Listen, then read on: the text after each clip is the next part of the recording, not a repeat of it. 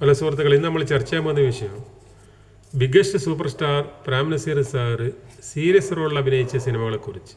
ഇതിൽ ജയരാജ് എന്ന സുഹൃത്തും മറ്റൊരു സുഹൃത്തും ആവശ്യപ്പെട്ടിരുന്നു നസീർ സാറ് വിട പറയും മുൻപേ പോലെയുള്ള സിനിമകളിൽ അഭിനയിച്ചില്ല സീരിയസ് റോളിൽ, അതുപോലെ കുറേ പടങ്ങളുണ്ടല്ലോ, അതിനെക്കുറിച്ച് പറയണമെന്ന് പറഞ്ഞു. സാധാരണഗതിയിൽ നസീർ സാറിൻ്റെ പടത്തിൽ കോമഡി, പാട്ട്, ഫൈറ്റ് ഇതൊക്കെ ആയിരിക്കും നസീർ സാറിൻ്റെ പടത്തിൽ. പക്ഷേ അതിൻ്റെ ഇടയിൽ നസീർ സാർ സീരിയസ് റോളിൽ അഭിനയിക്കലുണ്ട്. അതിനെക്കുറിച്ച് എന്ന് പറയാൻ പോകുന്നു. അതിലൊന്ന് വിട പറയും മുംബൈയിൽ സീരിയസ് റോളിലാണ്. പിന്നെ അയോധ്യ, 1000 ജന്മങ്ങൾ, അപരാധി, ഇത് മൂന്നും PN സുന്ദരത്തിൻ്റെ പടമാണ്.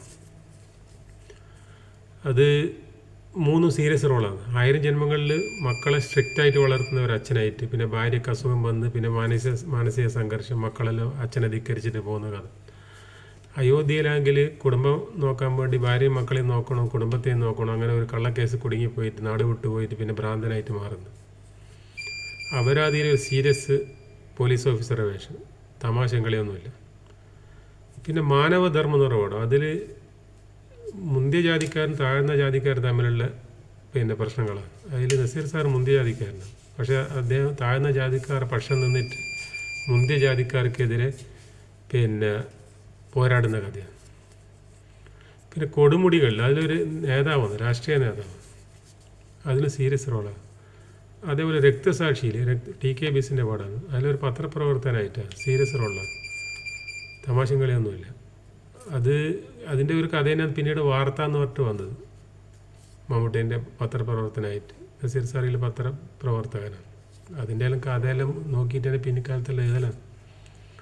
പിന്നെ ഇന്ദ്രധനുസിൽ അതിലും നസീർ സാർ രാഷ്ട്രീയക്കാരനാണ്, നേതാവാണ്, പാവങ്ങൾക്കെതിരെ പോരാടുന്ന ആൾ. അതേപോലെ കൊടുമുടികൾ ഞാൻ പറഞ്ഞില്ലേ, കൊടുമുടികൾ, രക്തസാക്ഷി, ഇന്ദ്രധനുസ്, ഇത് മൂന്നും ഏകദേശം നസീർ സാർ ഒരേ ഹെയർ സ്റ്റൈലിലും ഒരേ മീശ ഇതെല്ലാം ആ കഥാപാത്രങ്ങൾ. അതേപോലെ തന്നെ ഇതാ ഒരു ധിക്കാരിയിലും സീരിയസ് റോളാണ്, തമാശ ഒന്നുമില്ല, നേതാവ് തന്നെ അതിൽ. പിന്നെ അമർഷം ഐവിശേഷിൻ്റെ പടം, അതിൽ പെങ്ങളെ നശിപ്പിച്ച കാമുകനെ അന്വേഷിച്ചിട്ട് പോകുന്നതാണ്. കാമുകനെ ഒരു കാമുകൻ പൈസക്കാരൻ വന്നിട്ട് നസീർ സാറിനെ പെങ്ങളെ സ്നേഹിച്ചിട്ട് ചതിച്ചിട്ട് പോക്കാതെ, പിന്നെ ആ പെങ്ങളെ നശിപ്പിച്ച കാമുകനെ തേടിയിട്ട് നസീർ സാർ പോകുന്ന സിനിമയാണ്. അതിൽ ആ ക്ലൈമാക്സിൽ രവികുമാറിനെ കൊല്ലുന്നതാണ് ക്ലൈമാക്സ്, എന്നിട്ട് ജയിലിൽ പോകുന്നത്. അത് സംഘർഷം നിറഞ്ഞ അവിടെ. പിന്നെ അച്ചാണി നസീർ സാറ് കുടുംബം നോക്കുന്നതിന് അനുജനെയും അനിയത്തിയെല്ലാം നോക്കിയിട്ട് അവസാനം കുടുംബത്തിൽ നിന്ന് ഒറ്റപ്പെട്ടു പോകുന്ന കഥ, സീരിയസ്. അതേപോലെ തന്നെ ചുമട് താങ്ങിയും കുടുംബം നോക്കുന്ന ആൾ, തമാശയും കളിയൊന്നുമില്ല, സീരിയസ് റോളാണ്. പിന്നെ മുറപ്പെണ്ണ് എല്ലാം ഇതേ ഇതിൽപ്പെടുന്ന തന്നെയാണ്. മുറപ്പെണ്ണിലും അങ്ങനത്തെ തന്നെ, കുടുംബത്തിന് വേണ്ടി ത്യാഗം സഹിക്കുന്നു. പിന്നെ നഗരമേ നന്ദിയിൽ നാട് വിട്ടുപോയിട്ട് വേറെ നഗരത്തിൽ പോയിട്ട് കഷ്ടപ്പെടുന്ന കുടുംബത്തിന് വേണ്ടിയിട്ട്. അതേപോലെ തന്നെ അസുരവിത്തിലും സീരിയസ് റോളാണ്. ഇതെല്ലാം വിൻസെൻ്റ് മാഷ പടത്തിലും സീരിയസാണ്. പിന്നെ ഹരിഹരൻ്റെ ആകാശം, അത് തുടക്കം മുതൽ അവസാനം വരെ നസീർ സാർ സീരിയസ് റോളാണ്, തമാശയും കളിയൊന്നുമില്ല. ഇപ്പം തീക്കടലിൽ ജഡ്ജിയായിട്ട്, നീതിമാനായ ജഡ്ജി, അതും സംഘർഷം നിറഞ്ഞ പടം തന്നെ, സീരിയസ് റോളാണ്. അതേപോലെ തന്നെ ആരംഭം, നീതിമാനായ ജഡ്ജിയായിട്ട് ലാസ്റ്റ് മരിക്കുന്നു, തീക്കടലിലും അങ്ങനെ തന്നെ മരിക്കുന്നു. പിന്നെ അംഗത്തിൽ പിന്നെ ഭാര്യ മരിച്ചിട്ട് പിന്നെ കുട്ടിയെ വളർത്തുന്നത്, പിന്നെ വലുതായ ശേഷം വളരെ സംഘർഷം. അത് തമിഴിലെ ജ്ഞാനോളി എന്ന് പറഞ്ഞിട്ട് ശിവാജി അഭിനയിച്ച പടമാണ്. ശിവാജിയുടെ റോളിൽ നസീർ സാറും മേജർ സുന്ദർരാജൻ്റെ റോളിൽ മധു അഭിനയിച്ച പടം. പിന്നെ ആധിപത്യത്തിലൊരു സീരിയസ് റോളിലുള്ള ഒരു പോലീസ് ഓഫീസറാണ്. പിന്നെ രക്തത്തിലും അതേപോലെ തന്നെ സീരിയസ് ആണ് നസീർ സാർ. പിന്നെ പടയോട്ടത്തിൽ തുടക്കം മുതൽ അവസാനം വരെ സീരിയസ് ആണ്. ആദ്യം കാണിക്കുന്ന രാജാവും സീരിയസ് റോളിലാണ്, പിന്നെ വരുന്ന പ്രതികാരം ചെയ്യാൻ വരുന്ന തമ്പാൻ അതിനേക്കാളും സീരിയസ് ആയിട്ട്. പിന്നെ മാമാങ്കത്തിലും സീരിയസ് റോളാണ്, സാമൂതിരിമാർക്കെതിരെ പോരാടുന്ന ആളായിട്ട്. പിന്നെ നസീർ സാർ ഒരു നദി എന്നുള്ള പടത്തിന് സീരിയസ് റോളാണ്, തമാശയും കളിയൊന്നുമില്ല. ആ തൊട്ടയൽവാസിയെ പെൺകുട്ടിയെ സ്നേഹിച്ചിട്ട് ആ പെൺകുട്ടിയെ ആ കുടുംബത്തിൽ നിന്ന് രക്ഷിക്കുന്ന ആങ്ങളമാരുടെ ഉപദ്രവത്തിൽ നിന്നും കള്ളുടിയനെ അച്ഛനും അങ്ങനെ നസീർ സാർ ആ കുട്ടിയെ സ്നേഹിച്ചിട്ട് കല്യാണം കഴിക്കുന്നു. ആനപ്പാച്ചലിലും നസീർ സാർ കുടുംബം നോക്കാൻ വേണ്ടി സീരിയസ് ആയിട്ട് അഭിനയിച്ച പടം. ആ ബിരുദധാരിയായ ആൾ അവസാനം ആനപ്പാപ്പാൻ്റെ ജോലി ചെയ്തിട്ട് അമ്മക്കും പെങ്ങൾക്കെല്ലാം പൈസ അയച്ചു കൊടുക്കുന്ന സീൻ, കഷ്ടപ്പെട്ടിട്ട്. പിന്നെ പ്രസാദത്തിൽ സീരിയസ് ആണ്. അതിൽ ജയഭാരതി സ്നേഹിച്ചിട്ട് പിന്നെ കല്യാണം കഴിക്കാൻ കഴിയില്ല. ജയഭാരതിയുടെ അച്ഛൻ വേറെ പൈസക്കാരനെ കല്യാണം വില്ലന് കല്യാണം കഴിച്ചു കൊടുക്കും. അവസാനം അവരെ ആ കാമുകിയും തേടിയിട്ട് പോകുന്നത്. പിന്നെ ഒരു പടമാണ് മയിലാടും കൊന്നില്ല, സീരിയസാണ്, തമാശ ഒന്നുമില്ല. അത് അച്ഛൻ കള്ളുകൂടിയനാണ്. അച്ഛൻ മരിച്ച ശേഷം പിന്നെ കുടുംബം നോക്കുന്നത്. പിന്നെ പഴയ വീടെല്ലാം നാടുകളിലും വിട്ടിട്ട് അവർ പോകുന്നു, മലയോരത്ത് നിന്ന് വേറെ സ്ഥലത്തേക്ക് പോകുന്നു. പിന്നെ വീണ്ടും പഴയ കാമുകിയെ അന്വേഷിച്ചിട്ട് വരുന്നു. അങ്ങനെയെല്ലാം കഥയാണ്. പിന്നെ അഗ്നിപുത്രിയിൽ അങ്ങനെ തന്നെയാണ്.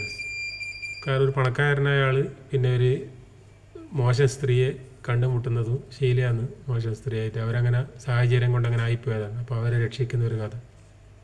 പിന്നെ പൂജാപുഷ്പം, അത് തിക്കുറിശി സംവിധാനിച്ച പടം. അതിൽ വലിയൊരു പ്രൊഫസറാണ്.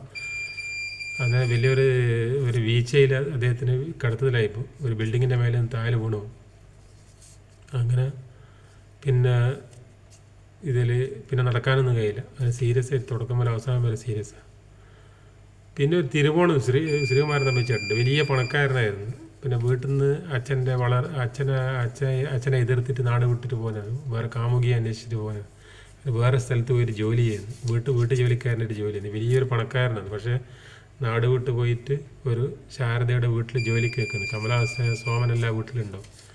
ഒരു ഇൻകം ടാക്സ് ഓഫീസർ വീടാണ്, ഉമ്മറാണ് ഇൻകം ടാക്സ് ഓഫീസർ. അപ്പോൾ അവിടെ ജോലിക്ക് നിൽക്കുന്നതിന് പിന്നെ അവിടുന്ന് ശാരദയെ സ്നേഹിക്കുന്നതാണ്. ശാരദയെ സ്നേഹിക്കാൻ വേണ്ടിയിട്ടാണ് വീട് വിട്ട് ഇറങ്ങിപ്പോയിട്ട് അവിടെ ഒരു ജോലിക്കാരനായിട്ട് നിൽക്കുന്നത്. അപ്പോൾ അവരെ ഈ ആട്ടും തുപ്പെല്ലാം കൊള്ളേണ്ടി വരും. സോമനെ നടത്ത് ഒരു പോലീസ് ഓഫീസറാണ്. എടാ ഇങ്ങ് വാന്നെല്ലാം പറഞ്ഞ് നസീർ സാറിനെ കുറേ ചീത്തലും പറയും. ജോലിക്കാരനല്ല. അപ്പോൾ അതൊക്കെ കേട്ട് സഹിച്ച് നിൽക്കും. പിന്നീട് അവർക്ക് മനസ്സിലാകുന്ന വലിയൊരു പണക്കാരനാണ് നസീർ സാർ. അങ്ങനെ പിന്നെ ബാബു മോഹൻ സീരിയസ് റോളാണ്. അതായത് ആദ്യത്തെ ഭാര്യ മരിക്കുന്നു, പിന്നെ മകനെയും കൊണ്ട് നാട് വിട്ടു പോകുന്നു. പിന്നെ അവിടുത്തെ വേറൊരു പെൺകുട്ടിയെ കണ്ടുമുട്ടുന്നു, അവരെ രക്ഷിക്കാൻ വേണ്ടി നോക്കുന്നു. തുടക്കം മുതൽ അവസാനം വരെ സീരിയസാണ്. പിന്നെ വരദക്ഷിണ എന്നുള്ള പടത്തിൽ സീരിയസ് റോളാണ്. ഒരു അധ്യാപകനായിട്ട് ഭാര്യ ജയഭാരതി, പിന്നെ അനിയനും ഭാര്യയും ഈ ചേട്ടനെയും ഭാര്യനെയും പിന്നെ അനിയൻ കല്യാണം കഴിച്ചുകൊണ്ടൊരു ഒരു പെൺകുട്ടിയെ. ആ പെൺകുട്ടിക്ക് ഈ വീട്ടുകാരൊന്നും ഇഷ്ടപ്പെടില്ല. നസീർ സാറിനെ കുറ്റപ്പെടുത്തും. അങ്ങനെ മാനസിക സംഘർഷം. പക്ഷെ അനിയെ എന്ത് പറഞ്ഞാലും ചേട്ടനൊന്നും മുണ്ടൂല. അനിയൻ കുറേ കുറ്റപ്പെടുത്തലും ചെയ്യും ചേട്ടന്. പക്ഷേ ചേട്ടന് അങ്ങനെ കുറേ പാട്ടിലുള്ള പാടാം. ജയന്തൻ ചേട്ടൻ്റെ ഉഗ്രം പാട്ട്, ഉത്സവ കൊടിയേറ്റ കേളി നിൻ്റെ ഉല്ലാസ ദേവാലയത്തിൽ. പിന്നെ വേറെ ദാസേട്ടൻ്റെ പാട്ട്, വർണ്ണ പ്രദർശനശാലയിൽ മോഹപുഷ്പ പ്രദർശനശാലയിൽ ഒരു പൊൻതാമര ഇതളിൽ നിന്നാടുന്നു വരവർണ്ണിനി നിനക്കഭിവാദനം നിനക്കഭിവാദനം. നല്ല പാട്ടാണ്. ഇതെല്ലാം നല്ല പാട്ടിലുള്ള പാടാം. സീരിയസ് ആണ് അതിൽ, പിന്നെ തുടക്കം മുതൽ അവസാനം വരെ. ഇതൊക്കെ നസീർ സാറ് സീരിയസ് ആയിട്ട് അഭിനയിച്ച പടങ്ങളാണ്. ഇനി അടുത്ത episode Nazir sir original hair style അഭിനയിച്ച പടത്തെക്കുറിച്ച് പറയാം. കുറേ പടത്തിൽ Nazir sir original hair style അഭിനയിച്ചിട്ടുണ്ട്. നല്ല ഭംഗിയുമാണ് കാണാൻ. അങ്ങനെയുള്ള പടം കുറേ ഉണ്ട്. അതിനെക്കുറിച്ചൊരു വീഡിയോ ചെയ്യാം. ഓക്കെ.